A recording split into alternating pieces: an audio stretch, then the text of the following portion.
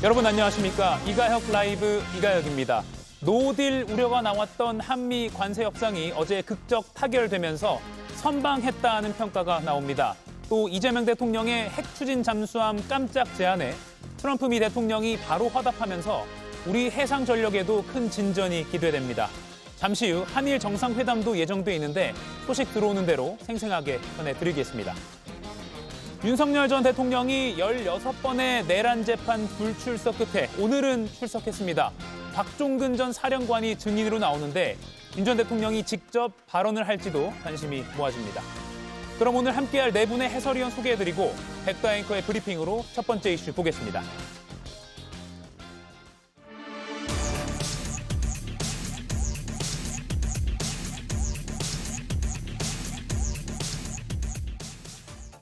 어제 저녁에도 전망을 바뀌지는 않았고 당일날 우리로서 급진전됐다 이렇게. 석 달 넘게 이어지며 안개 속을 걷던 한미 관세 협상이 극적 타결됐습니다. 우리 정부가 국내 경제에 영향을 덜 미치는 방향으로 합의를 이끌어내면서 큰 고비를 넘겼는데요. 트럼프 대통령이 어려운 일이 있으면 아무 때나 연락하라고 언급할 정도로 친근함을 보여주셨습니다. 천년고도 경주에서 한미 양국 간 협력에 새로운 장을 열었다며 이재명 대통령도 소식을 전했습니다. 캐나다를 위해서 시간이 남습니다.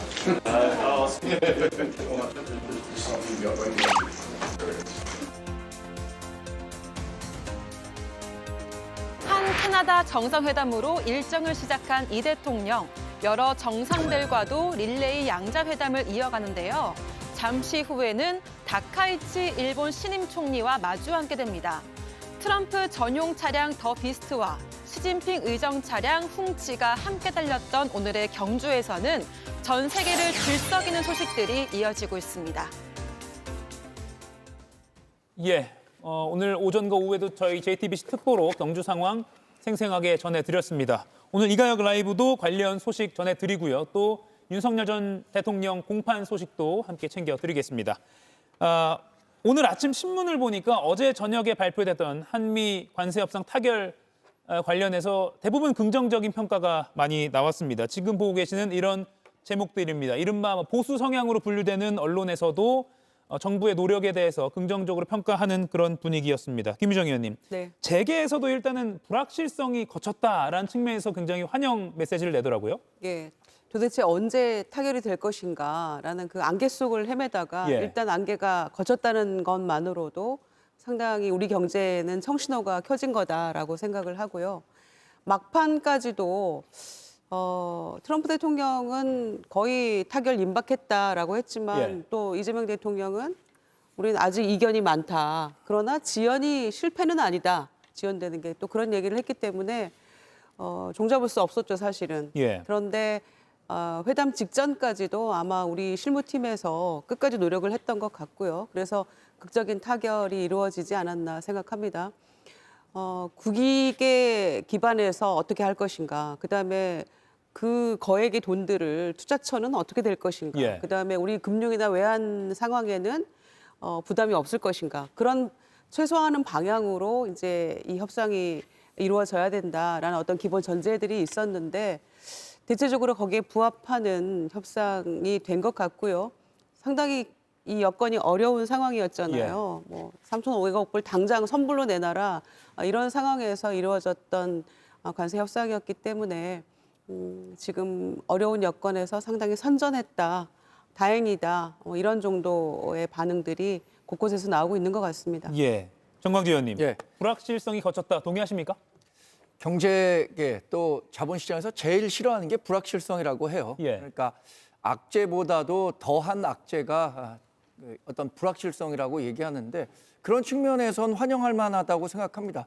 국민의힘 공식 논평에서도 불확실성을 제거했다는 측면에선 환영한다, 이렇게 설명을 했죠. 근데 여기에는 많은 단서가 달라붙을 것 같습니다. 몇 가지를 말씀드리자면, 첫 번째, 7월 말에 이 3,500억 불 가운데 175억 불만 현금이라고 했는데 어떻게 한 3개월 지난 사이에 다시 2천억 불로 늘어난 건지에 대한 설명, 이런 부분을 우리 정부가 분명히 해줘야 할 것 같고요. 스와프가 반드시 이루어져야 한다고 했습니다. 이 외환시장의 불확실성을 없애기 위해서는 우리나라가 기축통화국이 아니기 때문에 한국과 미국의 스와프가 필요하다고 했는데 이 부분은 또 언급되지 않았어요. 그 투자 금액이 줄어들었기 때문에 이 필요성도 적어졌다라고는 하지만 여전히 외환시장에서의 불확실성은 상존한다고 생각합니다. 또 하나는 농산물 시장 완전 개방, 이렇게 미국은 얘기하고 있는데 우리는 또 지켜냈다고 얘기하고 있단 말이에요. 미국이 지금 워싱턴 그 백악관 홈페이지를 가면은 팩트시트라는 것을 밝혔습니다. 근데 그 팩트시트와 정부가 발표하는 것에는 일정 부분 차이가 있기 때문에 앞으로 뭐 추가로 우리가 더 양보해야 하는 것이 있는 것은 아닌지, 특히 반도체 관세와 관련한 부분도 이견이 있거든요. 이런 것들을 종합적으로 판단하지 않는 한 이게 완전한 성공이다, 뭐 선방했다라고 평가하기는 어려울 것 같습니다. 그래서 제가 지난 7월 말에 아마 앵커께서 7월 말 성과에 대해서 어떻게 생각하느냐, 그래서 80점 드렸다고 했는데 오히려 그때보다도 후한 점수를 받기는 어려운 상황 아닌가라는 판단도 해봅니다. 국민의힘 쪽에서는 또 이런 박한 평가도 나오고 있는 게 사실이지만 오늘 저희가 자막으로 띄워드리는 것처럼 대통령실에서는 한미 결과 입장차 관련 지적에 대해서 변동사항이 없다라는 입장을 내기도 했습니다. 자, 그러면 조금 자세히 들어가 보겠습니다. 3,500억 달러 대미 투자, 이걸 어떻게 할 것인가 중에서 연간 투자 상한을 200억 달러로 해서 총액을 2,000억 달러 이렇게 했습니다. 그러니까 일종의 뭐 할부라고도 볼 수 있을 것 같고요. 그리고 외환시장이 불안하다 이런 우려가 나오면 돈을 내는 시기와 금액 등을 조절할 수 있다, 이렇게 단서를 붙였습니다. 이건 홍석준, 김용남 위원 두 분께 좀 여쭤볼게요. 이 2,000억 달러로 하고 매년 200억 달러씩 상한 둔 것, 이 부분은 어떻게 평가하십니까?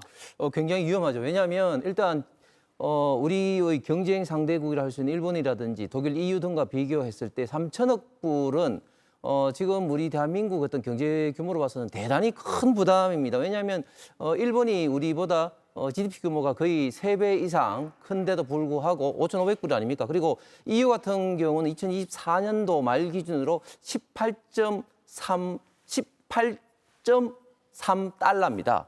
그런데 6천억 불입니다. 그래서 우리보다 GDP 규모로 비해서는 훨씬 더 큰 국가들이 이런 어떤 비중을 갖고 있는 것이죠. 일단 그 측면을 지적하고 싶고, 그다음에 현금 부분에서 우리가 이제 2천억 불을 10년 분할로 이제 한다고 했는데 이게 어떤 의미가 있냐면 우리가 지금 이제 9월 말 기준으로 외환 보유고가 4,200억 불 있습니다. 거의 5% 해당되는 것을 매년 미국에 준다는 건데요. 이 외환 보유고 관련해서 IMF가 발표한 자료에 따르면 2022년도 기준으로 우리가 갖고 있는 외환 보유가 적정 외환 보유고보다 100억 불 작다고 했습니다. 우리의 외환은 주로 어디다 씁니까? 결국은 원유라든지 가스라든지 그다음에 이제 원자재 수입할 때 주로 쓸 수밖에 없는데, 이 외환 보유고가 우리가 흑자할 때는 쌓이게 되지만 우리가 적자할 때는 계속 빠져나갈 수밖에 없는 구조인데, 미국에 이렇게 계속적으로 구조적으로 200억 불씩 2천억 불을 준다? 이게 굉장히 우리 대한민국의 어떤 외환 시장에 충격을 줄 가능성이 많은 것이죠. 그에 비해서 일본이라든지 EU는 잘 아시겠지만 기축통화국이기 때문에 전혀 관계가 없습니다. 마지막으로 각 분야별로 본다면 자동차 분야라 뭐 같이 일본도 독일도 15% 하지만 우리는 한미 FTA이기 때문에 그동안 우리는 제로였고 일본은 2.5%였는데 그동안 누렸던 유리한 점이 모두 다 사라졌습니다. 철강 같은 경우 예를 들면 지금 우리는 50%, EU도 우리한테 50%를 부과를 했기 때문에 철강 산업은 거의 수출을 하지 못하는 그런 어떤 지경에까지 이를 정도로 엄청난 어떤 그 후폭풍이 커질 것 같고, 이런 점에 대해서 정부도 나름대로 노력은 했겠습니다만 전혀 미국을 설득시키지 못했기 때문에 결과가 아주 참담하다 말씀드릴 수밖에 없고, 그보다 더 큰 문제는 뭐냐면 트럼프 대통령은 트루소셜에서 어떻게 표현하냐면 3,500억 불은 한국이 관세를 인하하기 위해서 폐기해야 되는 것이고 6천억 불은 추가적으로 사든지 바이를 하든지 투자를 하도록 되어 있습니다. 완전히 지금 우리 정부가 발표하는 거, 트럼프가 발표하는 내용이 완전히 지금 현재 다르다. 이견이 지금 세부적인 차이가 아니라 굉장히 현재도 차이가 많고, 일본 다카이치와 트럼프가 공동성명을 하면서 문서로 우리는 하지 못했기 때문에 이 점에 대해서 앞으로도 두고두고 논란이 있을 것으로 외신에서도 지금 현재 이야기하고 있는 것 같습니다. 김용남 위원 평가를 좀 들어볼까요? 일단 이제 그 3,500억 불은 두 개로 나눌 수가 있죠. 그러니까 2,000억 불은 그 이른바 현금으로 현찰도 투자하기로 한 건 맞는데 예. 1년에 그 상한을 200억 불로 제한을 뒀습니다. 우리가 지금 외환보유고가 4천억 불이 좀 넘고 또 한국투자공사 KIC죠. 거기서 운용하는 해외 자산이 2천억 불이 좀 넘습니다. 그래서 거기서 나오는 운용 수익, 뭐 채권이나 주식을 비롯한 각종 그 해외 자산에서 나오는 운용 수익에서 감당할 수 있는 수준으로 연 200억 불로 이제 상한을 둔 것이고요. 그래서 원금을 까먹을 걱정은 안 해도 된다는 측면에서 금액의 제한을 둔 것이고, 그리고 조선업 관련한 것은 1,500억 불을 그 계산할 때 이른바 선박을 이제 건조하도록 그 발주를 하잖아요. 그러면 그 조선소는 선부를 받고 선수금을 받고 제조에 들어가는데, 그러니까 발주처 입장에서는 선박 제조 비용을 건조 비용을 다 줬는데 뭐 그 돈이 딴 데 쓰이거나 뭐 조선소가 잘못되거나 그래서 그 선박을 인도 못 받을 위험에 대비해서 금융기관에서 이른바 RG라는 걸 합니다. 리펀드 개런티라고 해서 선박 그 수주 과정에서는 그런 금융이 들어가기 마련인데 예. 이 조선업 관련한 1,500억 불에는 RG 금액까지 다 포함해서 계산하기로 했거든요. 그러니까 그거는 일종의 지급 그 환불 보증을 쓰는 거라 실제로 현찰이 지급될 일은 없는 거죠.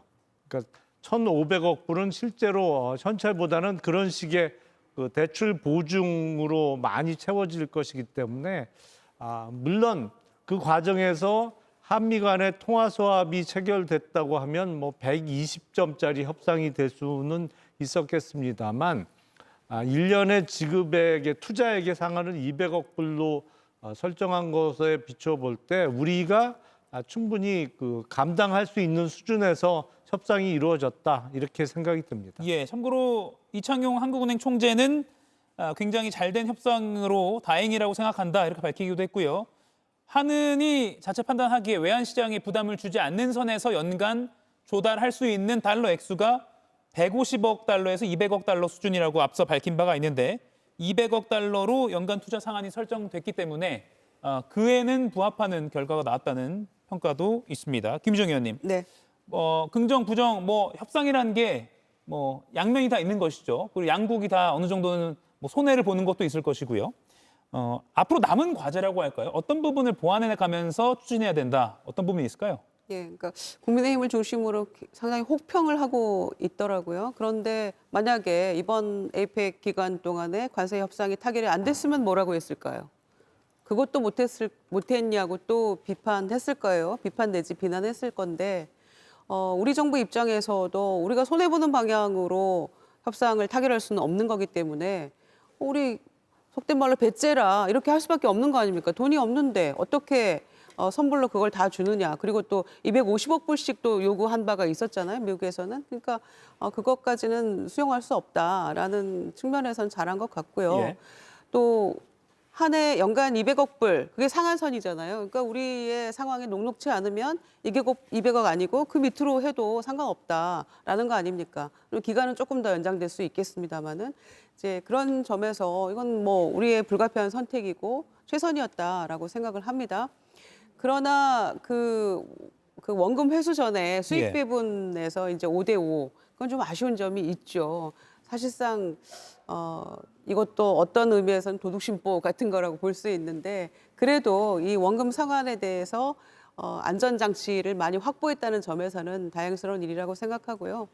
또 이창용 한은 총재처럼 미국에서 250억 불씩 연간 막 요구했을 때도 우리 가용 외환이 150억에서 200억 불 정도인데 그 이상은 상당히 타격이 되고 어렵다라는 측면에서 그 부분은 관철이 된 거 아닙니까?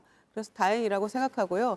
이제 마지막은 최종 합의문을 작성할 때까지 예. 그거를 방심하지 말고 잘 지켜보는 것, 이제 그게 저희에게 남은 과제라고 생각을 합니다. 예, 지난 7월부터 한미 관세 협상이 이어져 왔습니다. 사실 어제 최종 합의가 나기 전까지도 대통령실도 그리고 많은 언론에서도 과연 어제 한미 정상이 만난다고 해서 타결이 될까 라는 좀 구름 속, 안개 속 상황으로 전망을 하는 경우가 많았습니다. 그런데 어제 저녁에 급반전이 됐죠. 결국 타결이 됐습니다. 정강지 의원님. 예. 속도가 좀 붙었다고 해야 될까요? 아니면 뭐 막판에 어떤 탑다운 방식이 진행될 건가요? 그 배경을 뭐라고 보십니까? 여튼 뭐 지금 상황을 비유적으로 좀 말씀드리면 예. 대학생들이 MT가 갖고 다음 날 아침에 배가 굉장히 고픈데 밥 다 됐다 이렇게 뜸을 계속 들였단 말이에요. 아, 예. 7월 말에 했는데 지금 10월 말이니까 3개월 정도 됐습니다. 그게 그래서 밥이 됐다 안 됐다 이렇게 얘기를 하다 보니까 이제 밥 다 됐어 라는 얘기만 나오니까 와 정말 잘 됐나 보다 이렇게 판단을 하고 있는 것 같아요. 그래서 실제로 이 밥솥을 열어봤을 때 다 탄 밥인지 아직도 설익은 밥인지 이에 대한 판단이 필요하다는 생각이 들고요. 결국에는 김희정 의원님 말씀하신 것처럼 이번에도 만약에 에이펙 정상회담을 계기로 관세 협상이 타결되지 않았다라고 한다면 이재명 대통령이 갖게 되는 정치적인 타격이 훨씬 더 컸을 것이라고 생각합니다.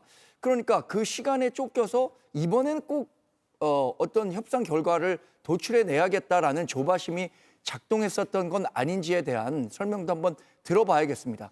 또 하나는 이렇게 통상과 관련해서 중요한 것은 국회 비준사항으로 돼 있습니다.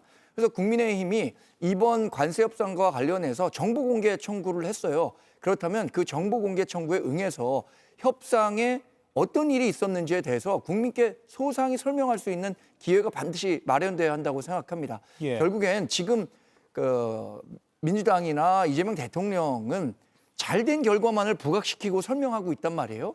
그렇다면 그 이면에 숨어 있는 것 분명히 있지 않겠습니까? 협상이라는 게 주고받는다는 그 성격이라면 그래서 우리가 내준 부분이 무엇이었는지에 대해서도 분명한 그 설명이 필요하다고 생각합니다. 예, 김용남 의원님. 네. 어제 트럼프 대통령이 김정관 산업부 장관을 직접 정관 킴 그러면서요. 뭐 터프 네고시에이터. 그러니까 굉장히 미국 입장에서는 정말 만만치 않은 상대였다 이렇게 오히려 칭찬을 해줬거든요. 이 메시지는 좀 어떻게 보십니까?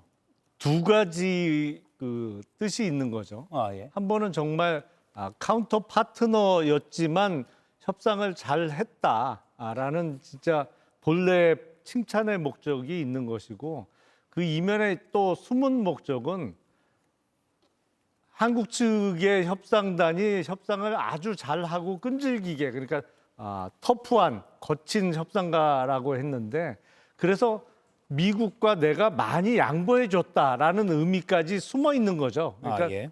트럼프 대통령의 본인의 생색내기 목적도 좀 담겨 있는 것 같습니다. 두 가지 목적 다 있다고 보입니다. 예. 근데 트럼프 미국 대통령이 쓴 거래 기술이라는 책에 보면요. 예.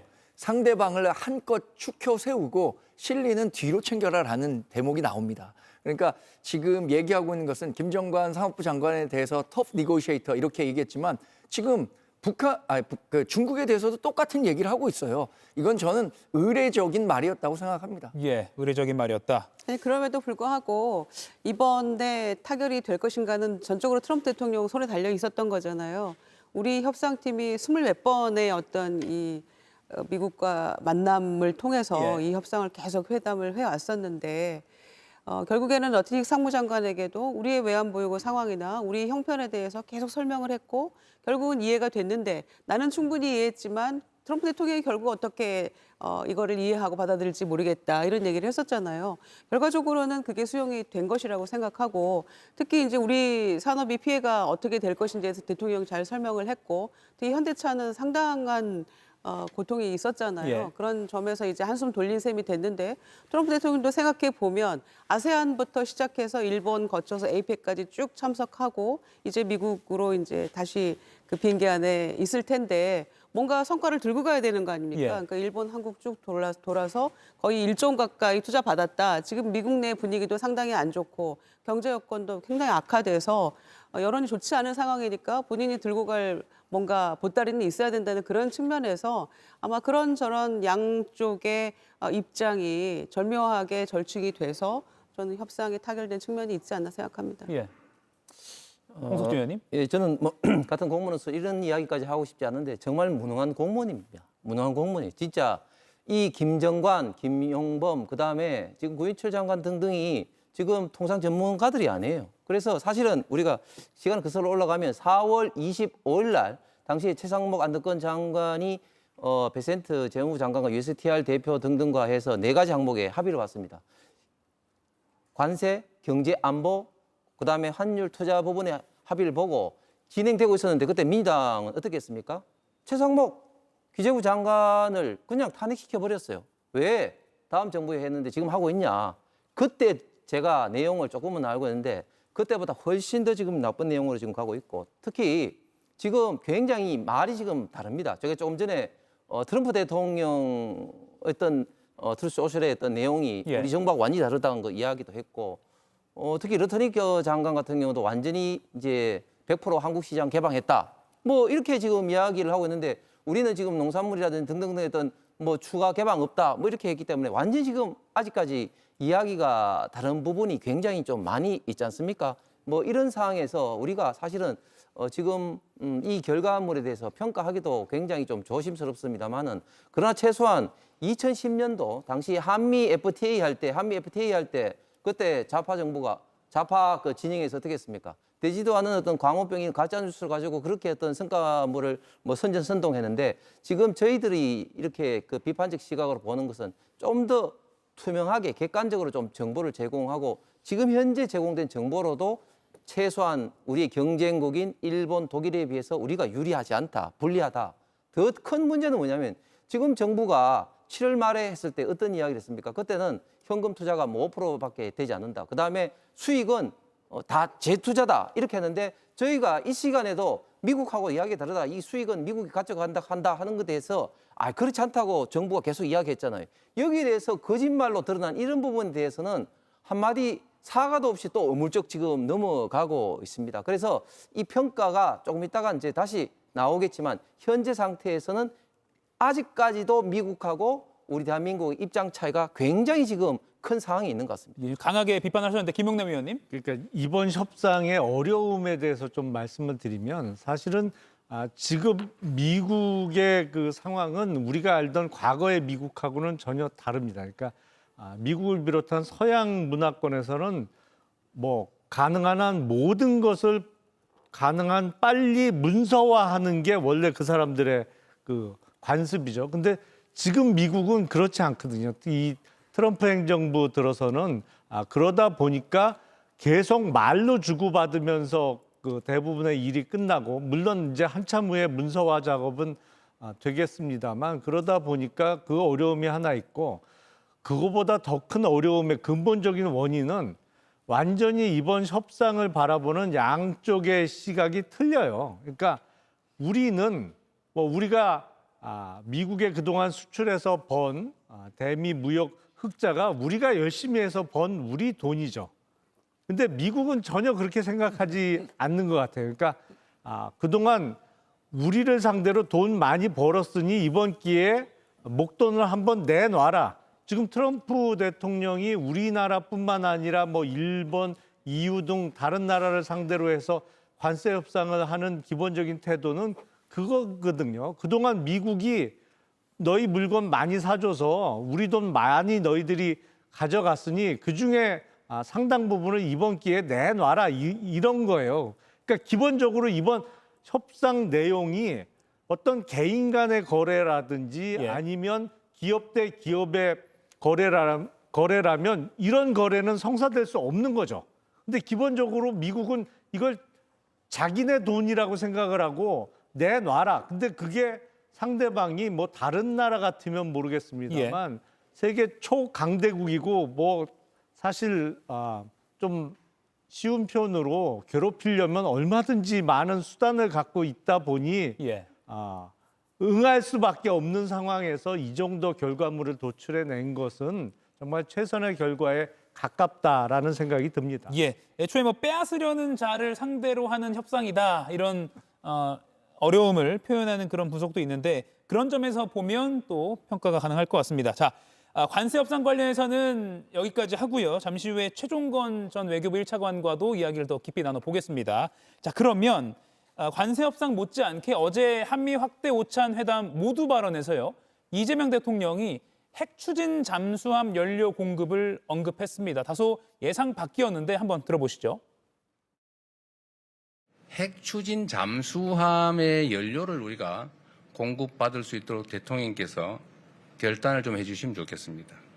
우리가 핵무기를 적재한 잠수함을 만들겠다는 게 아니고 디젤 잠수함이 잠항 능력이 떨어지기 때문에 북한이나 아니면 중국 쪽 이 잠수함들 추적 활동에 제한이 있습니다. 연료 공급을 허용을 해주시면 미군의 부담도 상당히 많이 줄어들 수 있을 것이다라는 생각이 듭니다. 예, 그리고 오늘 아침에 트럼프 미 대통령이 핵 추진 잠수함 건조를 승인한다라고 자신의 소셜미디어에 올렸습니다. 정광재 의원님, 우리 국방 차원에서는 진전된 어떤 성과가 있었다 이렇게 볼 수 있을까요? 사실 저는 그 관세 협상 타결보다 이 사안에 놀랐습니다. 개인적으로 평가할 때 이재명 대통령이 대통령다움의 모습을 보여줬다라고 생각합니다. 예. 지금 이것은 우리 그 해군력 강화를 위해서 그동안 역대 정부에서도 추진이 됐었던 거예요. 미국의 양해를 구해야만 핵 추진 잠수함을 건조할 수 있기 때문에 이번 기회에 이런 그 확약을 받아냈다는 것 자체는 환영할 만한 일이라고 생각합니다. 그런데 이게 호주도 오커스의 회원국으로서 핵 잠수함을 그 지원하겠다. 예. 미국이 약속했지만 이게 실제 이루어지지 않고 있습니다. 미국이 여전히 자기네들도 지금 해군력 증강에 어려움을 겪고 있기 때문에 호주까지 지원할 만한 형편이 못 된다는 이유로 아직 현실화되지 않고 있어요. 2040년까지 호주가 이거 완비하겠다라고 했는데 약속을 미국 측이 어기고 있기 때문에 저는 이런 얘기가 나온 김에 미국으로부터 확약을 받는 게 중요하다고 생각하고요. 예. 이런 식의 협상 전략은 아주 유용하다고 생각합니다. 결국 우리에게도 도움이 되고 미국에게도 전략적 가치에서 도움이 될 수 있다라는 측면을 강조한다면 미국의 적극적인 협조를 이끌어낼 수 있다고 생각이 들거든요. 예. 이번 관세 협상에서도 저는 그 이재명 대통령이 미국 측에 한국이 미국과 어떤 식의 그 경제적 협력 관계를 통해서 미국에도 도움이 될 수 있다. 이 점을 더 적극적으로 트럼프 미국 대통령은 물론이고 미국 정치권에 설득할 수 있었다면 더 좋은 결과를 만들어낼 수도 있었다고 생각하기 때문에 아까 말씀드렸던 것처럼 이번 관세 협상에 대해서 조금 박한 평가를 드린 거고 이런 식의 안보 협력 전 잘했다고 평가합니다. 예, 김용남 의원님, 바로 오늘 아침에 트럼프 대통령이 반응을 보였어요. 예, 그렇죠. 그런 거 보면 트럼프 대통령이 정말 정치인은 정치인이에요. 제가 추측을 해보면 예. 아마 양국 정상이 회담을 할 때 사실은 미국도 좋은 일이거든요. 왜냐하면 동북아 항해에서 동북아 해양에서 예.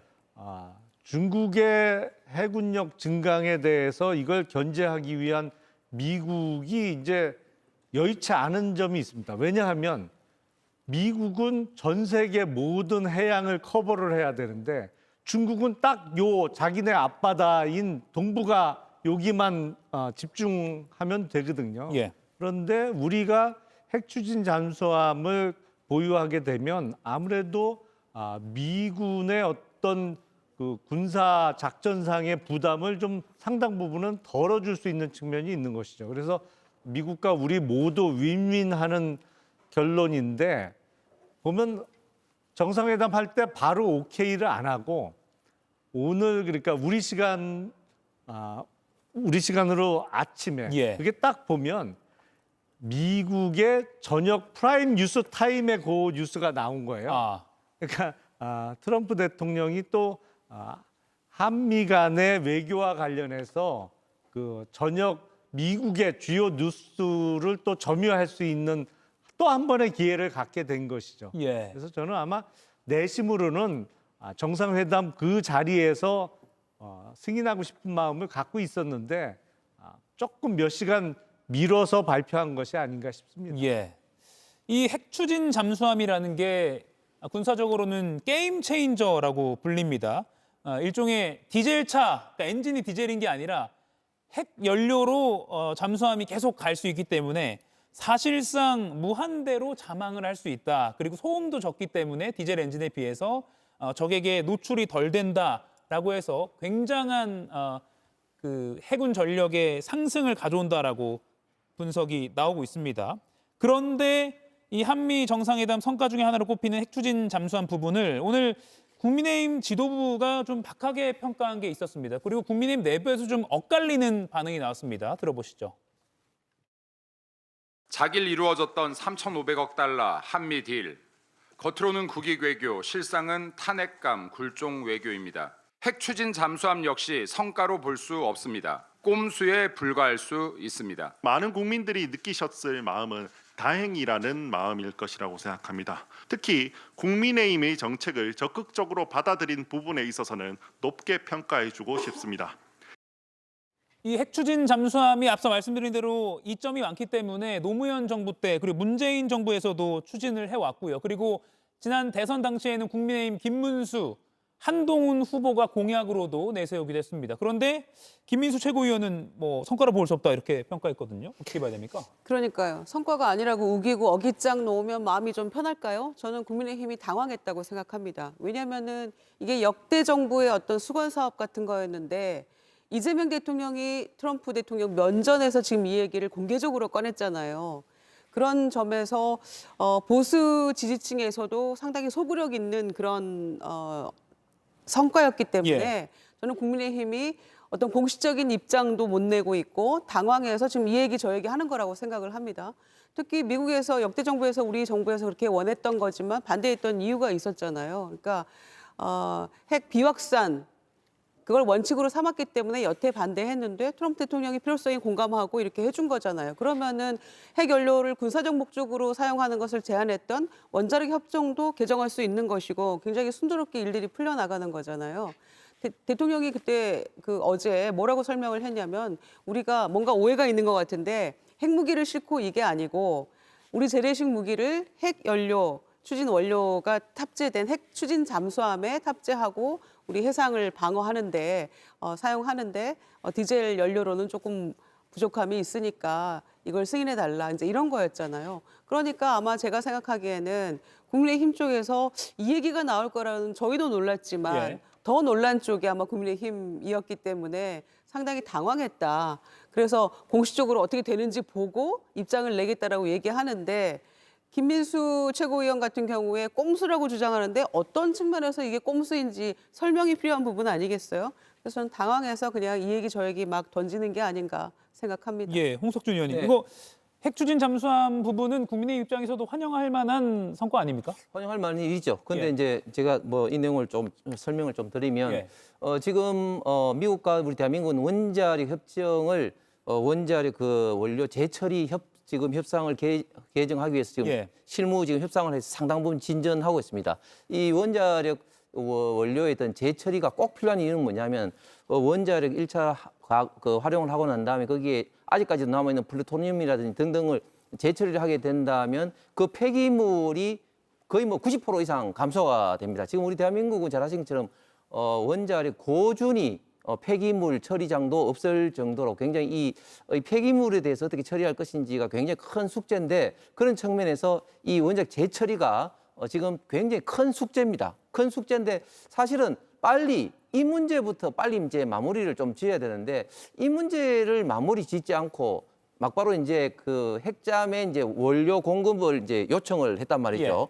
그래서 저는 이 자체가 나쁘다기보다도 이게 시기와 방법이 좀 문제라고 봅니다. 첫 번째는 이런 것은 좀 비공개로 해야 되죠. 왜냐하면 지금 에이펙에 시진핑도 지금 그 이재명 대통령이 만나야 되잖아요. 그런데 이재명 대통령이 그 중국과 그 북한이 이런 어떤 잠수함이라든지 이런 걸 추적하기 위해서 이게 필요하다 이런 식으로 이야기를 해보니까 중국은 뭐가 되는 겁니까? 그래서 오늘 오전에 대통령실에서 부랴부랴 이게 특정국가 의미하는 것이 아니라 우리 대한민국 근처에 그 출몰한 그런 식으로 이제 좀 추가 설명을 했죠. 추가 설명을 했죠. 그래서 시기적으로 좀 그렇고 또 두 번째 아까 말씀드린 것처럼 이게 일단 원자력 이 원료의 재처리부터 빨리 밟고 이 단계로 나가야 되는데 이것은 아직까지 처리하지 않은 상태에서 하니까 지금 절차적으로도 그렇게 썩 좋아 보이지 않는다. 그러나 핵잠 관련된 이 문제는 이 우라늄이라든 이런 것이 다른 원료하고는 달리 미국에서 공급을 해야 되기 때문에 앞으로 좀 지속적으로 좀 협의가 필요할 사안 같습니다. 이 핵 핵추진 잠수함을 기화로 해서 오히려 한미 원자력 협정의 속도를 좀 낼 수도 있다. 이런 분석도 있기 때문에 그렇죠. 순서가 좀 엇갈려도 그런 긍정적인 평가가 또 가능하다는 점도 함께 말씀을 드립니다. 정광재 의원님. 짧게만 뭐 말씀드리면 예. 이렇게 핵추진 잠수함은 되고 왜 원전은 안 되는 거죠? 이번 정부의 그 전력 정책과 관련한 내용을 보면 신재생 에너지 부문으로 가는 거 환영합니다.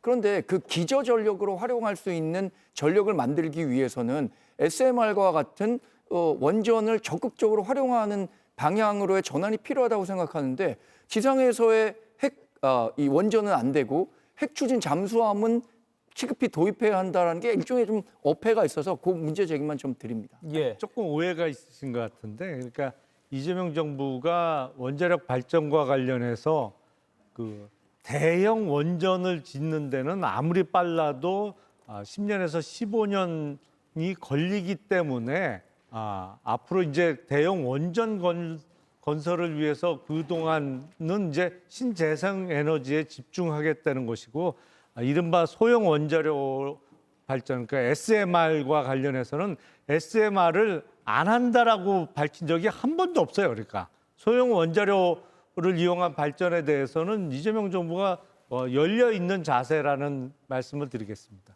네. 그리고요, 김남준 대통령실 대변인이 어제 한미 회담 관련한 뒷이야기를 전한 게 있는데요. 이 영상이 짧게 준비되어 있습니다. 보시죠. 그 핵 잠수함 이슈로 언급한 점을 두고도 대단하다 이렇게 강조를 하기도 했고요. 다른 정상들과 있는 가운데서 관세 협상을 제일 잘한 리더이자 국가 이런 표현을 쓰기도 했다고 합니다. 별도로 외교부가 미국에 전달을 할 예정이었는데 트럼프 대통령이 에어포스원에 직접 싣고 가겠다라고 해서 그게 가능한지 급히 우리 측에 요청을 하기도 했습니다. 오벌 오피스 내에 어디 둘지도 이미 정해놨다는 얘기도 있습니다. 어제 한미 정상회담 끝나고 대통령께서 하신 말씀 중에 국력을 좀 키워야겠다 이런 이야기를 하셨고요. 예, 미국 측에서 우리가 외교부를 통해서 전달을 하려고 했는데 미국으로 보내려고 했는데 바로 에어포스원에 태워서 가겠다라고 한 거는 바로 그 금관 모형입니다. 그 선물이 마음에 너무 들어서 우리가 바로 실어 가겠다. 그리고 오벌 오피스 내에 아마 트럼프 박물관처럼 이렇게 해놓은 그곳에 제일 잘 보이는데 놓겠다라고 했다는 그런 언론 보도도 있었습니다. 지금 이 부분은 어제 영상으로는 공개가 안 됐는데 이른바 트럼프 굿즈, 트럼프 미 대통령 관련한 상품을 이렇게 어제 회담장 쪽에 모아놓은 것이고요. 또 무궁화 대훈장 그리고 금관 모양도 보입니다. 김영남 의원님 짧게 김영남 의원님과 좀 여쭐게요. 의전 어떻게 보십니까? 아니, 저거는 트럼프 대통령의 취향을 제대로 이제 맞춰준 거죠. 예. 트럼프 대통령은 정말 황금을 좋아합니다.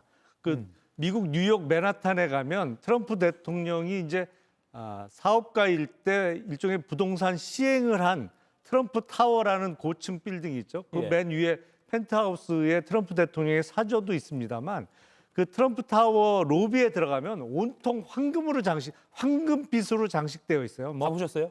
네, 가봤죠. 예. 뭐 기둥을 공감입니다. 비롯해서 벽면이고 뭐고 황금색이에요. 그러니까 기본적으로 황금을 너무너무 좋아하는 분이에요. 그런데 금관을 선물했잖아요. 그리고 무궁화 대훈장, 금관은 물론 순금은 아닙니다만 무궁화 대훈장에는 순금 190돈 정도가 들어가요. 예. 그러니까 실제로 금이 700g 이상 들어가요. 그러니까 트럼프 대통령이 좋아할 만하죠. 그러니까 당장 이거 내가 미국 귀국하는 비행기에 싣고 내가 직접 가져가겠다고 나올 만한 거죠. 예. 홍 의원님? 아니 그 황금을 좋아하고 또 뭐 그렇기 때문에 하는 것은 너무 좀 트럼프를 좀 비하하는 거 같고 트럼프가 세계 최고의 부호 중에 한 명인데 꼴랑 뭐 저 정도 가지고 그 감동하겠습니까? 저는 금관에는 참 잘 선정했다고 보는 게 저도 공무원 시절에 저 금관 뭐 물론 뭐 저보다는 조금 가격이 싼 금관이지만 금관을 선물로 많이 줬는데 금관을 주면 싫어할 사람 아무도 없습니다. 뭐 왕 같은 이런 데다 거기다가 또 우리 선조들인 신라인들의 정말 금세공 기술에 어떻게 보면 좀 정수를 볼 수 있는 건데 제가 조금 안타깝게 생각하는 거는 우리가 일본하고 외교를 비교하면 좀 디테일이 약합니다. 예를 들면 이렇게 금관을 하는 김에 저렇게 하는 것이 아니라 예를 들면 신라인의 어떤 그 왕실 복장까지 딱 입혀가지고 이렇게 뭐 쓰는 퍼포먼스라든지 왜냐하면 트럼프가 로열 패밀리를 굉장히 좋아해요. 영국에서도 그렇고 일본에서도 그렇고 그런 면을 조금 더 신경을 썼으면 어땠을까 하는 좀 아쉬움도 있습니다. 아니 그거는 외교상 결례 아닌가요? 이게 우리나라를 국빈 방문한 대통령을 향해서 우리도 안 입는 신라식 그 복장을 입혀서 거기다가 왕관을 씌워준다는 건 상상하기가 좀 어렵고 일본은 이번에 그 방일한 트럼프 대통령한테 아베 전 총리가 사용하던 골프 퍼터를 선물했죠. 근데 아베 전 총리가 유명한 골프 선수도 아니었고 사실 골프 잘 못 치는 동영상을 우리가 과거에 봤잖아요. 그러니까 트럼프 대통령 개인 입장에서는 아베 전 총리가 쓰던 골프 퍼터보다는 우리가 준 저 선물이 훨씬 와닿았을 것 같습니다. 이 토론 더 재밌어서 하고 싶은데 시간이 없습니다. 트럼프가 또 상상 이어가나요? 이상의 그 의전을 받았다라고 생각을 할 수 있을 정도의 의전 한다면 홍 의원님이 얘기하신 그것도 충분히 얘기할 수 있는 거죠. 과거에 정청래 그 민주당 대표도 저 왕관 뒤에서 찍은 사진이 화제가 되지도 않았습니까? 알겠습니다. 이런 좀 재밌는 토론 계속하고 싶은데요. 시간이 없어서 오늘 경주에 국내 취재진뿐만 아니라 온 세계 언론에 관심이 쏟아지는 일이 있었습니다. 정확히 말씀드리면 경주 옆에 김해 공항입니다. 트럼프 미 대통령은 출국 직전에 그리고 시진핑 중국 주석은 도착하자마자 김해 공항 나래마루에서요. 미중 정상이 만났습니다. 보시죠.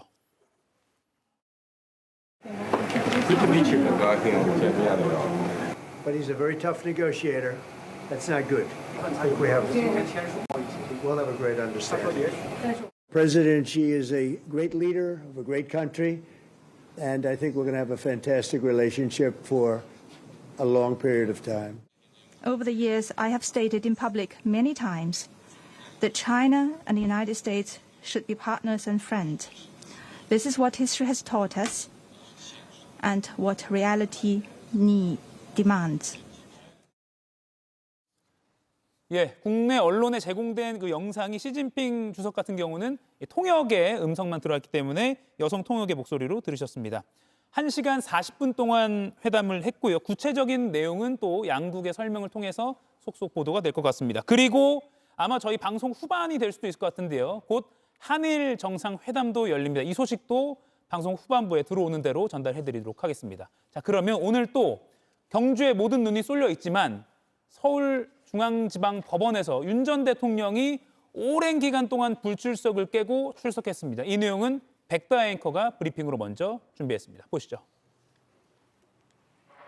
윤석열 전 대통령, 오늘은 내란 재판의 모습을 드러냈습니다. 16번 불출석 끝에 등장한 배경, 바로 이 인물이 지목되고 있는데요. 의결 정족수가 아직 채워지지 않은 것 같다. 빨리 국회 문을 부수고 들어가서 안에 있는 인원들을 밖으로 끄집어내라. 저는 그냥 사람이라는 이런 표현을 놔두고 또 의원이면 의원이지 인원이라는 말을 저는 써본 적이 없습니다. 박종근 전 사령관의 증언이 윤석열 전 대통령의 내란 우두머리 혐의를 밝히는 주요 증거가 될 수 있는 상황. 일관되고 구체적인 그의 진술이 윤 전 대통령의 내란죄 구성 요건으로 인정받을 수 있을지 주목됩니다. 아마 에이펙 또는 한미 정상회담 등이 없었으면 오늘 이 뉴스가 가장 톱뉴스가 될 만한 사안입니다. 16번 연속으로 내란 사건 재판에 불출석했던 윤 전 대통령이 오늘은 출석했습니다. 왜 그런가를 배경을 따져보니까 아마도 곽종근 전 사령관이 증인으로 출석하기 때문이 아닐까 이런 분석도 나오는데요. 김유정 의원님, 곽 전 사령관을 의식한 것 때문일까요? 글쎄요. 윤석열 전 대통령의 의중을 누가 알겠습니까? 무슨 논리적으로 이유가 있겠습니까? 본인 나가고 싶으면 나가고 말고 싶으면 말면 많은 그런 행태를 여태 보여왔기 때문에 뭔가 해석을 한다는 것조차도 의미가 없다라는 생각이 듭니다. 다만 공교롭게 오늘 곽종근 전 사령관이 증인으로 나오기 때문에 헌재에서 보였던 것처럼 뭔가 그 대질신문 혹은 한판 승부를 벌여보려고 나가는 것인가? 뭐 이런 추측은 가능합니다만 그 마음은 누구도 알 수는 없겠죠. 다만 우리가 생각하듯이 저 아까 영상에서 보셨듯이 뭐 의원이 아니라 인원을 끄집어내라고 했다라는 각종근 사령관의 이야기, 예. 인원이란 말 쓴 적이 없다라고 해놓고 본인이 그 자리에서 조금 있다가 사용을 했었잖아요. 그러니까 직전에 한 얘기조차도 정당성을 확보하지 못하는 저런 모습을 보면서 우리가 그때 제3, 제4 실망하고 분노했던 기억이 나는데요. 아마 뭔가 할 얘기가 있어서 나갔는지 모르겠습니다만은 곽종건 사령관이 진실을 얘기했고 또 그로 인해서 구속이 됐고 내란 재판이 이어지고 있는 이 상황에서 뒤집을 만한 어떤 방어 체계가 있을까요? 저는 그냥 심심하니까 이제 한 번쯤 나가볼까? 뭐 이런 정도 외에는 뭐 어떤 특별한 이유도 없다고 생각합니다. 예. 참고로 윤석열 전 대통령이 오늘 직접 발언 기회를 얻어서 증인신문을 할 가능성도 있다라는 관측이 나는데 조금 전 현장 취재기자에 따르면 직접 윤 전 대통령이 증인신문을 곽 전 사령관을 상대로 하고 있다는 소식이 들려오네요. 아마 이 때문에 또 증인신문에 오늘 16번 불출석을 깨고 출석한 거 아닌가라는 그런 추측도 가능하고요. 지금 이 장면은 오늘 장면은 아닙니다. 오늘 녹화 중계가 가능한데요. 아직까지 법원 측에서 공식적으로는 지금 이 장면 막 들어온 장면입니다. 이게 오늘 장면입니다. 지기현 부장판사의 모습도 보이고요. 앞서 오늘 오전 10시 10분 윤 전 대통령이 내란 재판에 참석하는 모습, 오늘 장면을 보고 계십니다. 지금 이 장면입니다. 왼쪽 가슴에는 3617번 수용 번호가 적혀 있습니다. 홍석준 의원님. 네. 오늘 오랜만에 출석한 이유 뭐라고 보십니까? 예, 뭐 일단 뭐 사실은 모든 재판에 사실상 물리적으로 출석할 수 없는 이유가 지금 당뇨라든지 건강상의 뭐 이유 때문에도 모든 어떤 재판에 출석할 수 없겠지만 좀 전에 앵커께서 말씀하신 것처럼 곽종건 지금 출석 관련해서는 상당히 좀 중요한 어떤 이슈, 즉 당시에 이제 비상계엄 해제 의결을 방해하기 위해서 이제 끌어내라 뭐 이런 어떤 이슈가 오늘 출석의 큰 배경이 아닌가 그 생각을 합니다. 예. 근데 저는 전부터 계속 이야기했지만 곽종건 사령관도 사실은 뭐 계속해서 좀 말이 좀 바뀌고 있고 뭐 인원 요원 뭐 의원 이렇게 바뀌고 있고 그런데 그보다 더 결정적인 것은 군대를 갔다 오신 분들은 다 아시겠습니다만은 본인이 상관으로부터 이제 명령을 받으면 그 명령을 이제 하달을 하는데 당시에 국회에 진입을 해서 통제를 할 목적으로 했던 당시에 이제 그 단장이 김현태 단장이죠. 김현태 단장이 곽종건 사령부터 의원들을 끌어내라는 이런 명시적인 지시를 받은 적이 없다고 계속해서 헌법재판소라든지 수사에 나와서 그런 이야기를 하기 때문에 과연 곽종건 사령관이 윤석열 대통령으로부터 정확하게 그런 어떤 지시를 받았는지 하는 굉장히 큰 의문이 있습니다. 그런 어떤 측면에서 윤석열 대통령도 직접 신문의 어떤 기회를 얻어서 그런 의문을 풀기 위해서 본인의 어떤 주장을 하기 위해서 재판에 출석하지 않았나 생각을 합니다. 예, 정광재 의원님. 예. 지기현 부장판사가 불출석에 대한 불이익은 피고인이 부담한다. 이후 불출석 경우도 마찬가지라고 하면서 오늘 다시 한번 경고성 발언을 했거든요. 향후에는 출석을 할까요? 아니면 오늘만 나오고 또 안 나올까요? 윤석열 전 대통령이 본인이 검찰 출신이고 검찰총장까지 지냈는데 예.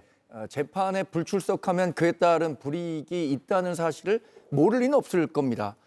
그랬음에도 불구하고 출석하지 않았던 것은 저는 이렇게 봤습니다. 이 헌법재판소에 이 내란 특검이 위헌이다라고 해서 위헌 소송을 냈어요. 그러니까 내란 특검에서 기소한 것이 아예 자격이 없는 기소였다라고 판단해서 출석하지 않는 것으로 봤는데 지금 뭐 본인의 취사 선택에 따라서 어떤 재판에는 출석하고 있는 것 아니겠습니까? 예. 오늘도 곽종근 전 사령관과의 직접 대질 신문을 하는 걸 보면 곽 전 사령관의 증언을 본인이 직접 탄핵할 필요가 있다고 생각했기 때문에 출석한 것 같아요. 앞으로 이런 상황이 계속 반복되지 않을까요? 본인이 꼭 출석해야 하는 재판이라면 적극적으로 나와서 본인의 의견을 개진하겠다는 뜻을 이번 재판 출석을 통해서 예상해 볼 수 있지 않을까 싶습니다. 예, 지금 정광재 의원 옆으로 나온 이 법원 내부 장면은요. 조금 전에 법원에서 언론에 공개한 오늘 윤 전 대통령의 내란 재판 참석 모습입니다. 오늘 재판에서 곽종근 전 사령관은 비상계엄에 대해서 짐작이 가기 시작한 것은 지난해 10월 대통령 관저 모임을 가진 이후부터라고 증언했습니다. 지난해 12월이 계엄령 선포였는데 그 2달 전부터 뭔가 짐작이 갔다라는 건데요. 당시 국군의 날 행사 이후에 윤 전 대통령 그리고 김용현 당시 국방장관 등과 저녁 식사를 했고 그리고 그날 확보해야 할 장소, 비상대권, 뭐 특별한 방법 뭐 이런 식의 이야기들이 오갔다는 내용입니다. 김용남 위원님, 네. 비상대권 이런 내용이 언급이 됐다는 겁니다.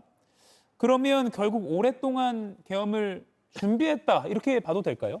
그렇죠. 사실은 뭐 비상대권이라는 표현은 정확한 용어는 아닙니다. 예. 이제 아마도 대통령의 비상계엄 선포권을 비상대권이라고 표현한 것 같은데 예. 이게 그 우리나라 이제 헌법 교과서가 있잖아요. 예.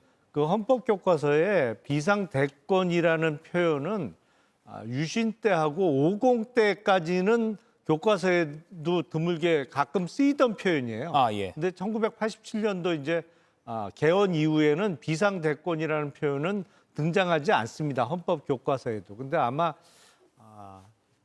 1979년도에 대학에 입학했으니까 아마 70년대 후반이나 80년대 초반에 헌법 교과서를 본 게 기억의 전부이기 때문에 저런 아주 오래전에 없어진 표현을 쓴 것 같은데 이게 보면 그 상당히 시대착오적인 그 사고를 갖고 있는 것이 또 한 번 확인이 돼요. 그러니까 마치 유신 때나 50 때의 대통령의 지위를 본인이 지금 대통령직을 하고 있으면서 좀 착각을 한 거 아니냐. 예. 물론 그때도 비상계엄 선포 사유에는 해당이 안 됩니다. 작년 12월 3일에는. 근데 대통령이 어떤 그런 거를 그 선포를 하더라도 별탈 없이 이행이 되고 지나갈 거라고 이제 의회 권력을 비롯한 모든 국가 권력을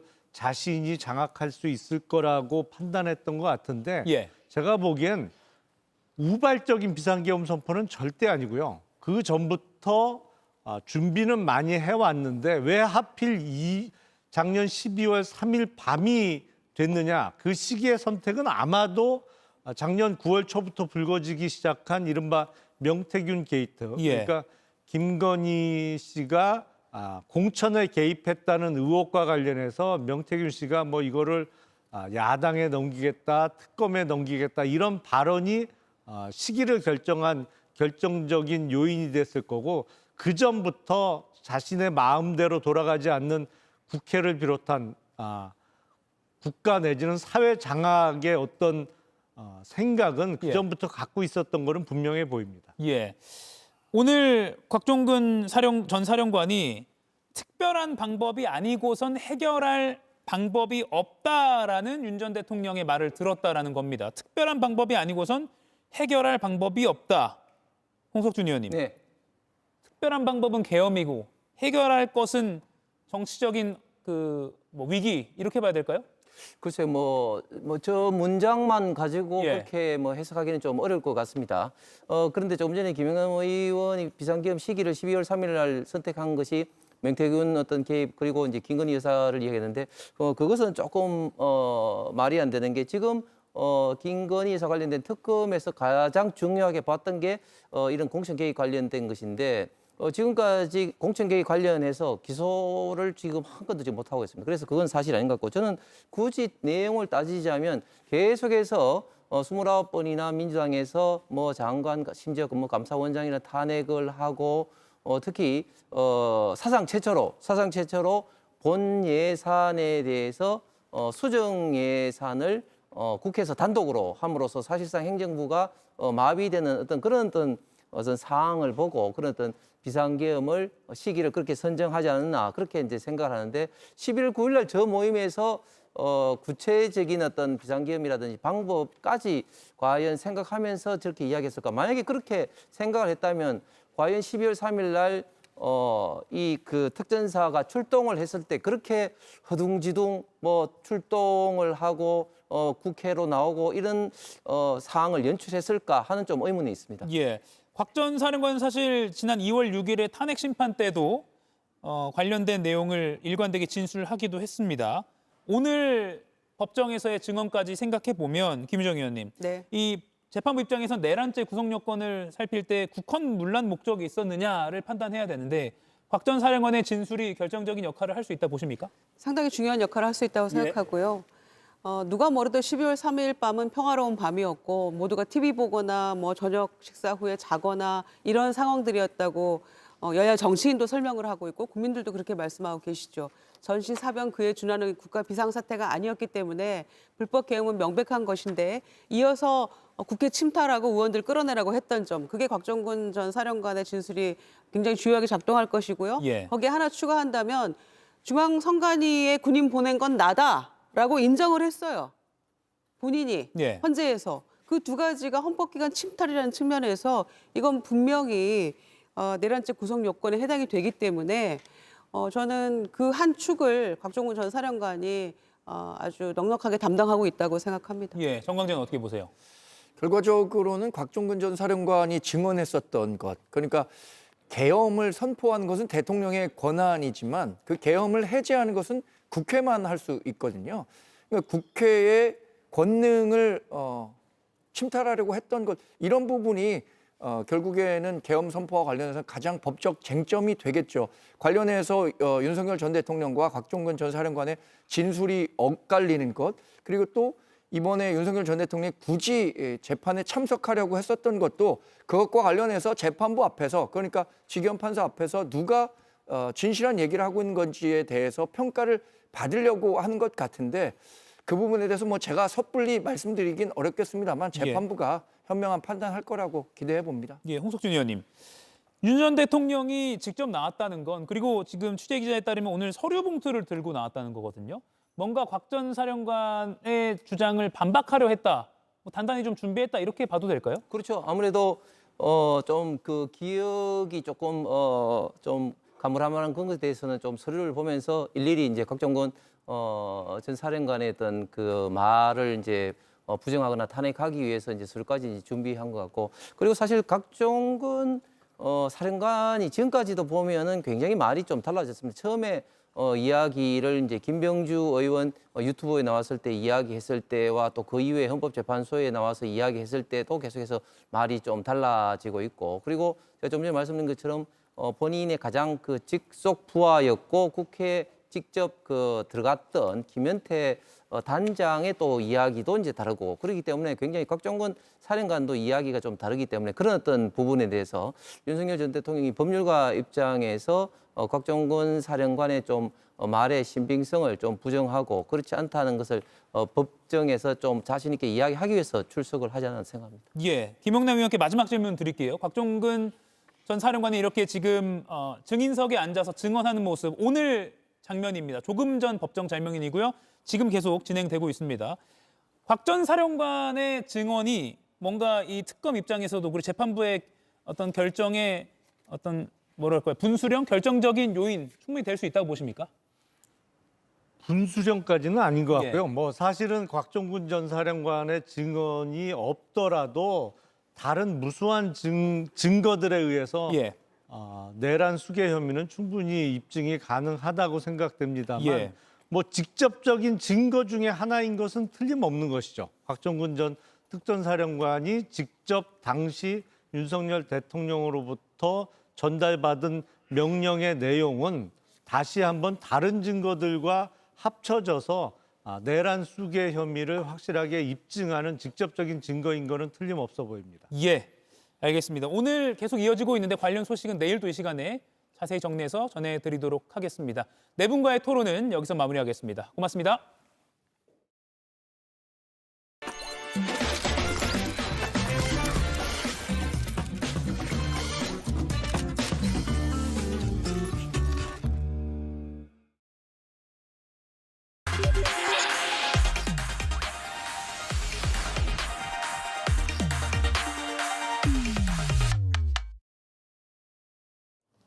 좀 더 깊이, 더 자세히 들어보는 더 인터뷰 시작하겠습니다. 선방했다, 이런 평가가 나오는 어제 한미 관세 협상부터 오늘 전 세계가 주목했던 미중 정상회담까지 외교부 차관을 지낸 최종건 연세대 교수와 함께 자세히 짚어보겠습니다. 어서 오십시오. 안녕하십니까? 네, 제가 성을 바꿔서 부를 뻔했습니다. 교수님들이 이렇게 전문가로 출연하시면 이런 거 하기 싫은데 늘 하게 되는 게 있습니다. 어제 한미 관세 협상 타결 A부터 F까지로 성적을 매겨주신다면 어떻게 매기실 수 있겠습니까? 성적도 두 가지가 있어요. 상대평가가 있고 절대평가가 있는데 예. 뭐 상대평가라고 하면 일본이나 혹은 주요국들에 비해서 예. 이런 표현이 어떨지 모르겠습니다만 덜 뺏겼다. 그래서 상대평가적인 관점에서 보면 A급이다. 예. 그러나 절대평가의 관점에서 보면 사실 여타 다른 국가들과 달리 한미는 FTA가 있었어요. 자유무역 협정이 있어서 우리는 관세 제로 시대를 거의 20여 년간 살아왔거든요. 결국은 이것은 미국이 파괴한 것이고 예. 그래서 결과론적으로 25%에서 15%로 낮춰지긴 했으나 그 결과로 우리가 매년 200억 불의 투자라는 이름으로 예. 뭐 여러 가지 안전 조치가 있긴 합니다만 주어야 하는 시대를 이제 살게 된 거죠. 예. 그래서 씁쓸한 면도 있지만 상대평가적인 관점에서 덜 내주었다라는 것을 보면 나쁘지 않다 이런 평가인 것 같아요. 예. 그럼 좀 자세히 살펴보겠습니다. 3,500억 달러를 어떻게 미국 측에 줄 것인가 중에 2,000억 달러는 말씀하신 대로 매년 투자 상한 200억 달러로 설정이 됐습니다. 그러니까 쉽게 생각하면 할부처럼 되는 건데 이 방식은 어떻게 보십니까?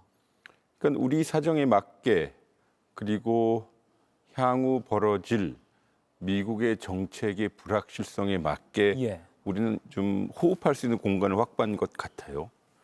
그러니까 역으로 생각하면 트럼프 행정부가 이제 3년은 남았지만 이 조치가 영원히 있을 것인가라는 것을 반추해 보면 좀 나름의 시간을 벌은 조치인 것 같고요.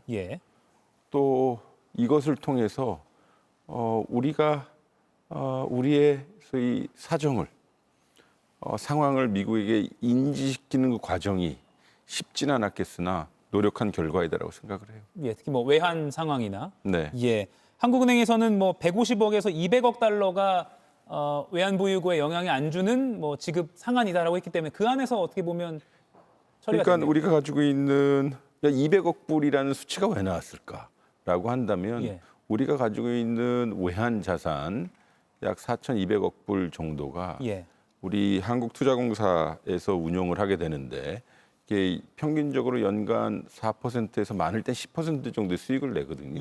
그러니까 4.8% 5% 율이라고 한다 그러면 200억 불이라는 숫자로 나왔겠죠. 거기에 대해서는 원금, 우리가 가지고 있는 원래 외환 보유고에 큰 영향을 미치지 않는다라는 역산을 했겠죠. 예.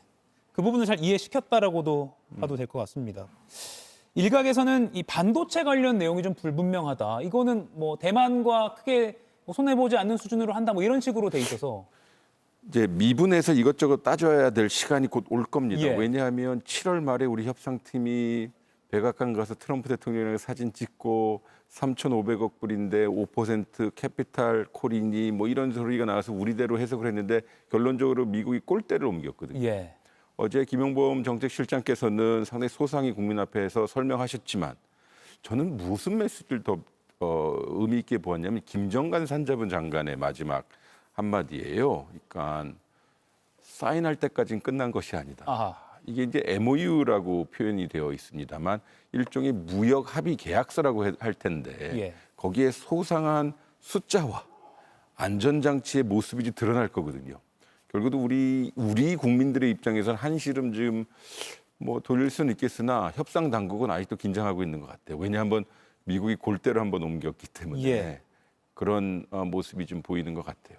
그러면 말씀하신 대로 서면화해서 최종적으로 사인하고 양측이 들기 전까지는 또 바뀔 수도 있다. 아니요, 그러니까 또 바뀔 수 있죠. 골대를 옮기면. 왜냐하면 원래는 이러한 협상을 지지리 할 필요도 없었죠. 7월 말의 시간으로 다시 돌아간다면 미국 대통령과 사진을 찍고 미국 대통령은 대통령대로 메시지를 냈고 협상팀은 주한미 대사관에서 소상히 설명을 했는데 돌아와서부터 미국이 이건 아냐라는 식으로 뭐 캐시로 내야 돼.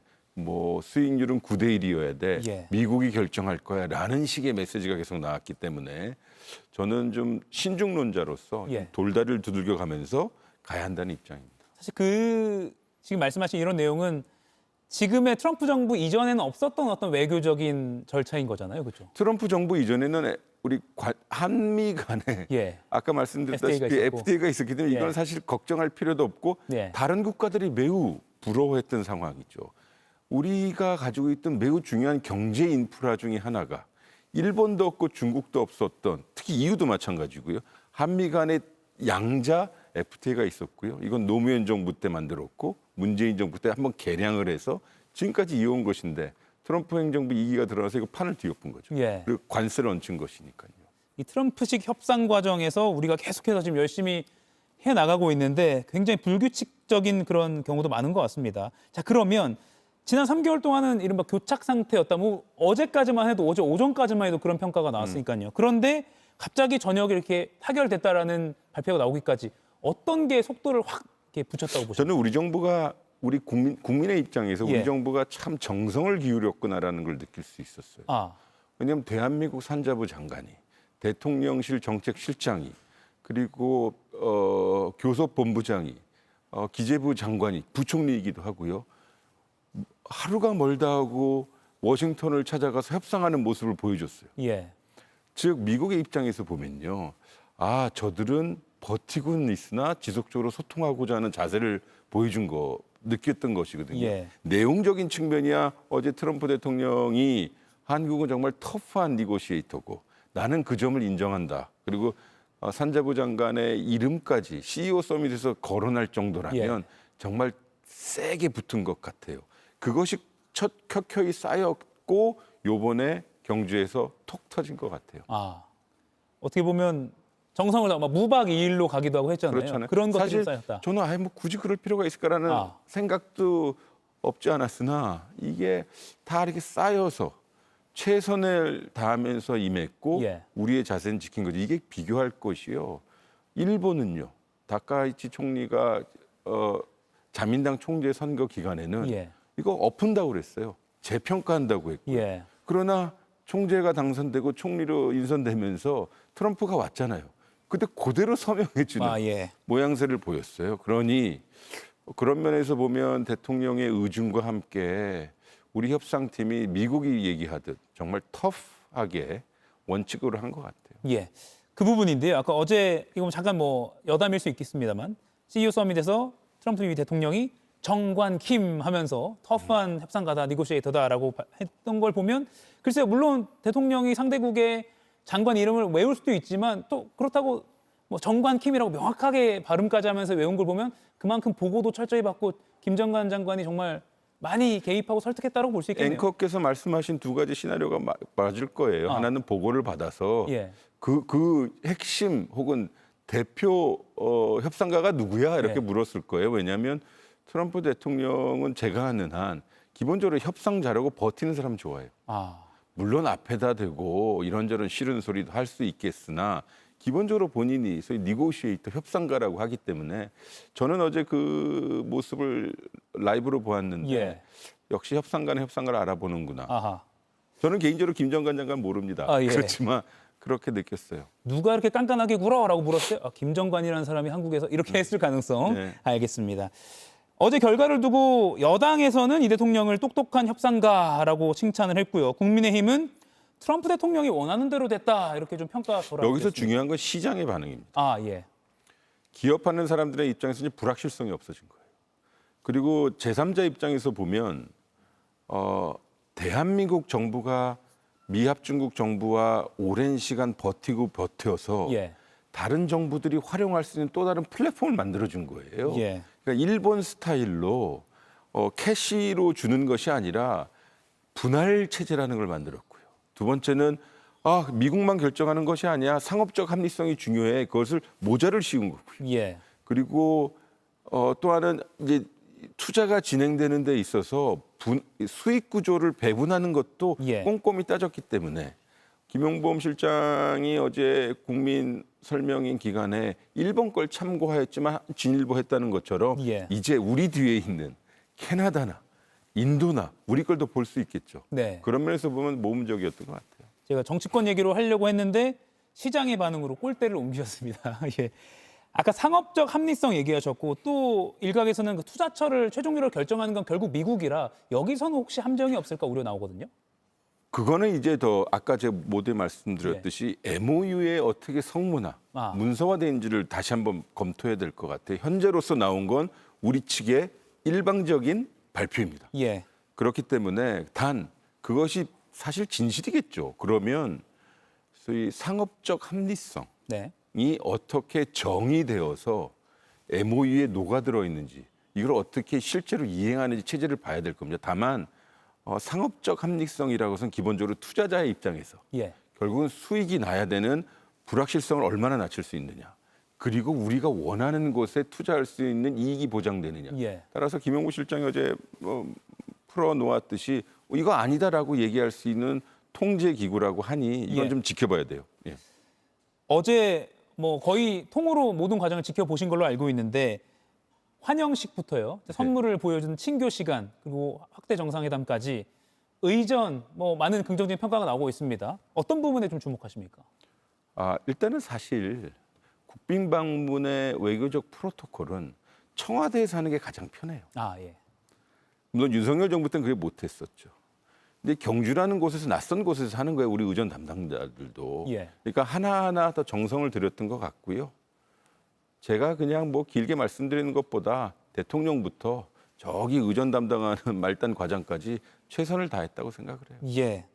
무궁화 대훈장이 노벨 평화상 못 받은 트럼프 대통령에게 뭔가 비슷한 선물을 주기 위한 전략이었다 이런 평가가 나오거든요. 약간 여담일 수 있겠지만요.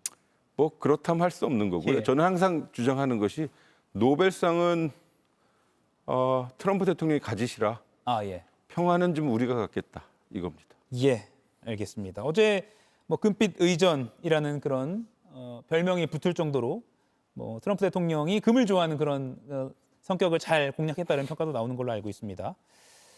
트럼프 대통령이 이재명 대통령이 향해서 어려운 일이 있으면 아무 때나 연락하라 말했다라면서 백악관으로 다시 초청하고 싶다는 뜻을 내비치기도 했다고 합니다.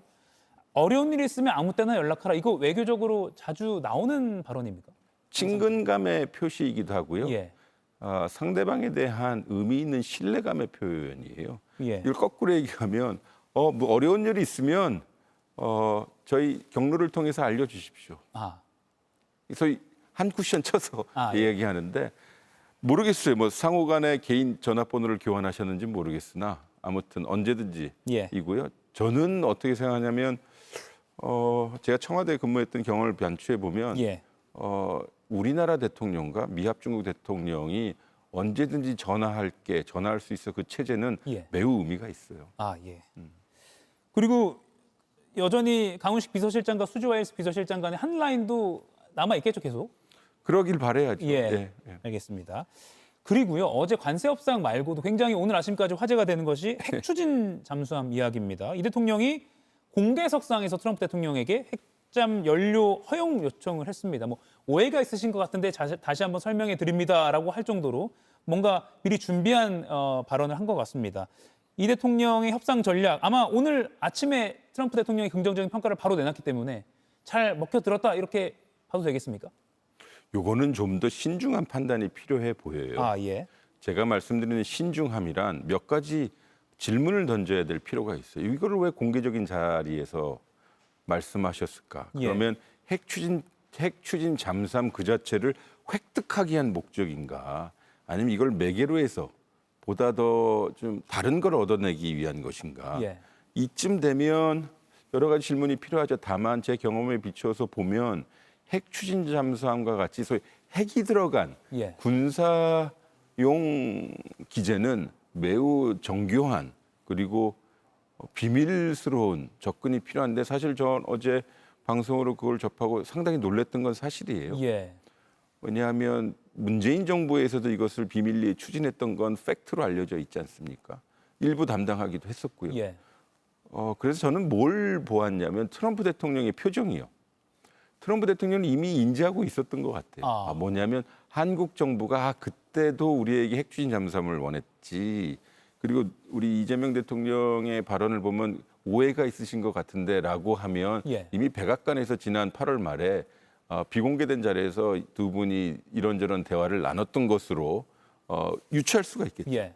그래서 원하는 것은 핵 무기를 탑재한 잠수함이 아니라 핵 추진 잠수함이다라고 해서 뭐 그런 것을 보면 좀 뭐 제가 감히 생각할 수 없는 너머에 예. 뭐 전략적 요소가 있겠죠. 예. 그런 것으로 보여요. 예, 물론 말씀하신 대로 오해가 있으신 것 같은데라고 한 거 보면 앞서 뭔가 언급이 나왔다는 게 전제가 된 발언인 건 분명해 보이고요. 그렇다면 공개적으로 했다는 것, 이 대통령이 뭐 국내 정치권에 보여주기 위해서 있었을까요? 내가 국방력 이렇게 신경을 쓴다. 또는 공개적으로 해야 트럼프 대통령이 빨리 반응을 할 것이다? 그러니까 이재명 대통령이 당선된 이후에 예. 그 이전에 안 하시던 말씀들을 공개적인 자리에서 하는 걸 전 느껴요. 뭐냐면 진짜 힘이 필요하다. 약간 서럽다. 혹은 정말 자강 혹은 자주국방이 필요하다라고 예. 하면서 임기 내에 전작권을 환수하겠다. 그리고 국방비를 증가하겠다. 그리고 이런저런 중요한 무기체계를 가져오겠다는 거거든요. 예. 그런 맹점에서 보면 대통령의 결단으로 자기만의 시간을 보낸 후 이것은 공개적으로 이야기를 하고 미국 대통령에게 훅 치고 들어가야 되겠다라는 소위 대통령의 결정, 프레지던셜 디시전인가 싶어요. 이건 참모들과도 뭐 했겠죠. 없이. 당연히 뭐 논의는 했겠으나 예. 할까 말까는 당신께서 결정하시지 않겠어요. 왜 저걸 반추하게 되냐면 예. 어제 위성락 안보실장이 그 김용범 실장과 함께 사후 브리핑을 하는데 예. 매우 신중히 발언하시더라고요. 아하. 그런 것을 보면 대통령이 앞서서 지르고 이제 나중에 수습 혹은 후속 대책을 마련해야 되는 건 아닌가 싶어요. 예, 그 신중한 배경 속에 뭐 하나 꼽자면 북한 또는 중국을 의식할 수밖에 없는 우리 뭐 지정학적 위치. 북한이나 중국 뭐 반발 또는 뭐 항의 뭐 없을까요? 중국은 뭐 나름대로 예. 준수한 표현을 지어가며 오늘 발언이 나왔죠. NPT 체계, 비핵 확산 체계를 지키라 이런 말을 했죠. 예. 그 발언은 언제도 나왔냐면요. 오커스라고 해서 미국과 영국이 호주에게 핵 잠수함을 준다고 했었을 때예요. 근데 이 발언이 중국에서도 나왔지만 비엔나에 있는 그러니까 오스트리아에 있는 비엔나 즉 IAEA 본부에서도 똑같이 비슷하게 나왔어요. 예. 그러니 제가 좀 신중하게 말씀드리는 이유는 저는 우리나라 안보에 필요한 이런저런 무기 체계를 갖추는 건 100% 동의하고요. 필요하다고 느꼈고요. 근데 이게 우리가 이제 검증해야 될 것들이 많아요. 예. 기술적인 면, 그리고 국제법적인 면, 그리고 국제사회의 반응. 그래서 제가 다시 한번 여쭙는 거예요. 예. 왜 이렇게 공개적인 자리에서 하셨을까? 이거는 비판의 대상이 아니라 나름대로 무슨 전략이 있으신 것 아닌가라는 생각이 들고요. 예. 그것은 뭔가 있겠죠. 이제 추후에 더 설명이 있을지 모르겠습니다만. 예. 그러면 이번 것을 기하로 해서 한미 원자력 협정 개정도 속도가 붙을 걸로 보십니까? 이미 조현 외교장관의 발언 등을 보면 그리고 위성락 안보실장도 다 만들었다는 거거든요. 그 내용이 결국은 우리의 리프로세싱 재처리하고 예. 농축우라늄에 대한 어떠한 조치가 있는지를 열어봐야겠습니다만 예. 지금은 할 수 없고 앞으로 할 수 있는 문을 열어주면 그건 그대로 하겠다는 거고요. 원자력 협정과 그리고 잠수함 추진이 어떻게 서에 앞서가며 뒤서가야 될지는 이제 마지막 뚜껑을 열어봐야 될 텐데 예. 제 느낌적 느낌은 이게 분명히 엮여져 있을 것이다. 예. 저는 그렇게 봅니다. 예. 그래서 이 정부가 계속 안보와 경제 혹은 자주국방 게다가 전시작전권 전환까지 이야기하는 것이니까요. 예. 아무튼 핵 추진 잠수함이라는 단어가 이제 급부상하기 때문에 앞으로 좀 정치권이든 또 국방 쪽이든 좀 지켜봐야 될 것 근데 같습니다. 한 가지 이제 덧붙여 말씀드리면 우리 북한, 중국 말씀하셨지만 이걸 일본이 어떻게 바라봤을까요? 일본도 핵 추진 잠수함을 만든다고 했는데 예. 사실 동해바다, 서해바다, 남해바다에는 여러 잠수함들이 다니거든요. 근데 일본은 가만히 있겠어요? 예. 그러니까 그런 면을 보면 가장 복잡한 마음은 아마 일본 정부일까 싶어요. 그렇군요. 오늘 아마 그럼 한일 정상회담이 있는데 오늘은 상견례 수준일 수 있어서 그런 언급까지는 안 나올 수 있겠습니다만 한번 보겠습니다. 자, 그리고요. 오늘 트럼프 미 대통령이 워싱턴으로 다시 복귀하면서 기내에서 미국 기자들과 이야기하면서 김정은 질문이 나왔습니다. 오늘도 다시 만나러 오겠다 이런 발언하면서 끝까지 어쨌든 마음은 열어놨는데 내심 내가 이렇게까지 양보를 했는데 화답이 없어라고 하면서 혹시 김정은 또는 북한에 좀 뭔가 안갚음을 할 가능성 이거 어떻게 보십니까? 그 뭐 열려 있는 가능성이긴 하지만 예. 질문을 좀 돌려 답변을 드리면 예. 이 판에 지난 2박 3일 판에 루저 혹은 실기한 사람은 김정은입니다. 아. 외교 현장에 이렇게 부름을 받고 원하는데 나타나지 않으면 그건 실기고 미국식 표현하면 루저가 되는 겁니다. 거꾸로 생각하면 김정은의 입장에서 이번에 큰 실기를 한 것이 지난달에는 푸틴, 시진핑과 북경에서 어깨를 나란히 한 그림을 연출하여 많은 해석과 판단을 던져버렸잖아요. 국제사회에. 그러면 판문점에서 미국 대통령과 조우를 하고 나름의 적극적인 메시지를 기회를 놓쳤다. 이런 게 쉽지 않거든요. 예. 그래서 트럼프 대통령이 협상가라는 거예요. 얼마만큼에서 뒤끝이 있을지 모르나 다시 돌아올 것이다라고 한다는 것은 끈을 놓지 않겠다는 거죠. 미국 대통령조차도 김정은에게 그렇게 대화의 손길을 내놓는데 우리 정부도 좀 더 적극적으로 해야겠죠. 다만 이 정도로 트럼프 대통령이 손을 내밀 수 있는 기회가 또 올 것인가? 만들어야죠. 예를 들어서요. 미중 정상회담의 오늘 포맷이 예. 미국이 요번에 주최를 했단 말이에요. 호스트였으니까. 네. 그 의미는 이제 조만간 북경을 방문할 수 있다라는 것인데 그 얘기를 한번 만들어 봐야겠죠. 예. 그렇게 된다면 한국에 한번 들릴 수도 있을 거고요. 예. 그러니까 여러 계기를 우리 정부가 만들어 봐야겠죠. 그게 제가 봤을 때는 페이스 메이킹의 하나의 역할입니다. 예. 한일 정상회담도 곧 열리는데 이 내용은 60초만 있다가 추가로 좀 질문을 드리겠습니다. 잠시만 기다려주세요. 이민샷 이 정도는 돼야죠. 항산화, 활력, 22가지 비타민과 미네랄, 9가지 필수 아미노산과 아르기닌까지 한 번에 역대급 만남, 압도적 스펙. 고려은단 메가도스 이민샷. 잘 나가는 메뉴 전부 타! 배민 푸드페스타. 기대해도 좋다. 이거 어떡해. 꿈이 있는 사람은 배가 부서졌다고 울지 않는다.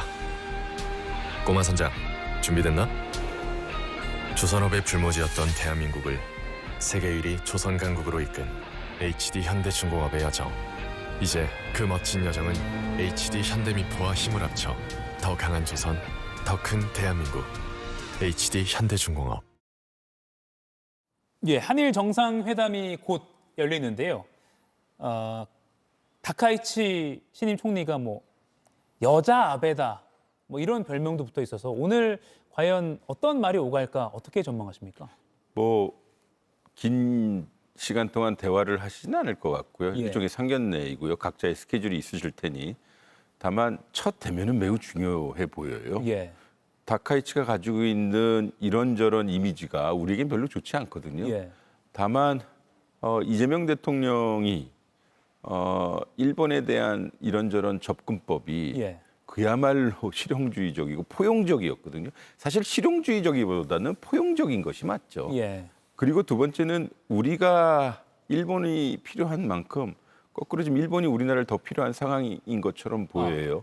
그들이 한미를 더 강조하는 만큼 이때 뭐 독도 문제를 위안부 문제를 이야기하기보다는 뭐 경제 통상 협력 강화 분화 등 앞으로 나아갈 방향을 소위 톤 세팅하는 모임이 되겠죠. 게다가 예. 이 계기가 양자 방문이 아니라요.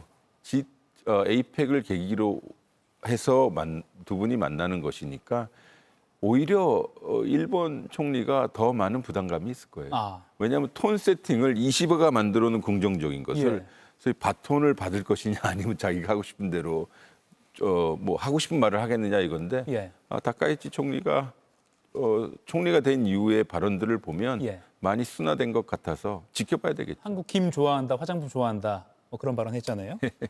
이시바 총리가 퇴임 직전에 부산을 찾을 정도로 굉장히 관계가 좋았기 때문에 다카이치 총리도 이 기조를 유지할 거라고 예상하십니까? 저는 그렇게 봐요. 뭐 그것이 진심인지 아닌지는 모르겠습니다만 결국은 총재 선거 기간 중에 그거 한 말 중에 하나는 이제 야스쿠니 신사를 참배할 수 있겠느냐라는 식의 발언이 순화되게 나와서 예. 결국은 그가 주장했듯 예. 미일 동맹이 중요하니 한일 관계도 그만큼 중요하게 되는 거거든요. 예. 그러면 그가 원하는 대로 역사적인 발언 뭐 이런 것을 통해 한일 관계를 소위 판을 틀지는 않을 것 같아요. 예, 잠시 후에 아마 한일 정상회담이 열릴 것 같습니다. 좀 지켜보겠습니다. 오늘 말씀 여기까지 듣겠습니다. 지금까지 최종권 연세대학교 정치외교학과 교수였습니다. 고맙습니다. 아유 죽겠다. 다들 피곤하지도 않나. 저런 기운은 어디서 나와? 약국에서 나옵니다. 아로나민 골드에서 나옵니다. 약이니까 다르지. 내 몸을 1등으로 생각한다면 아로나민 골드 1등. 아로나민 주세요. 일동제약. 어제에 머물지 않는다. 당신도, 당신의 드라이빙도, 당신의 모든 길이 즐거움이 되도록. Freude through dedication.